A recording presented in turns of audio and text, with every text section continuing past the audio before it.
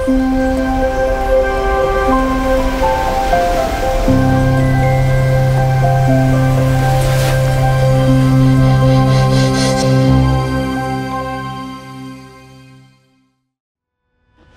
मित्र ऑलिम्पियाड या ऑनलाईन स्पर्धेमध्ये तुमचं स्वागत आहे।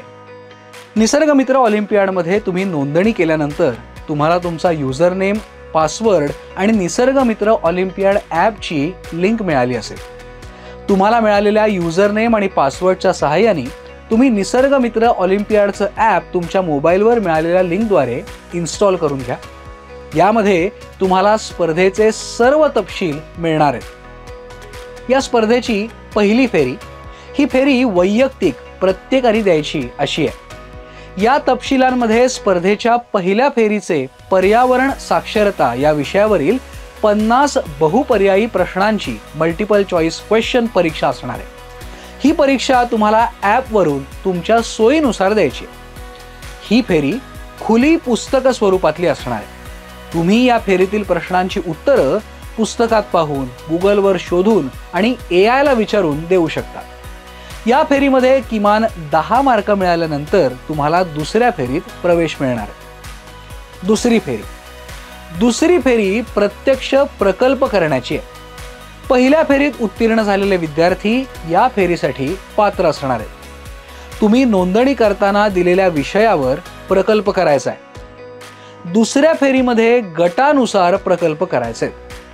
गट 1 च्या विद्यार्थ्यांनी नदी आणि उद्यान किंवा बाग या विषयावर प्रकल्प करायचे।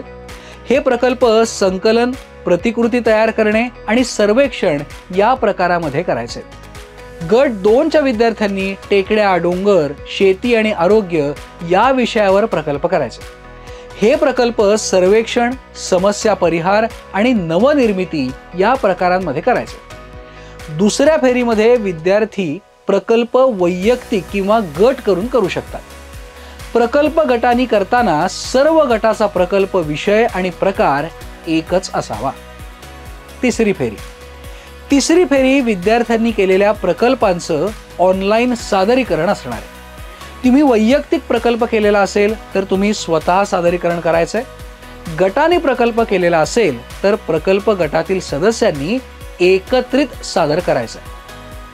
या सादरीकरणाच्या दरम्यान आपल्याला परीक्षकांनी प्रकल्पाशी संबंधित विचारलेल्या प्रश्नांची उत्तरं द्यायची आहेत। निसर्ग मित्र प्रकल्पामध्ये सहभागी विद्यार्थ्यांना दुसऱ्या आणि तिसऱ्या फेरीसाठी ऑनलाईन मार्गदर्शन केलं जाणार आहे।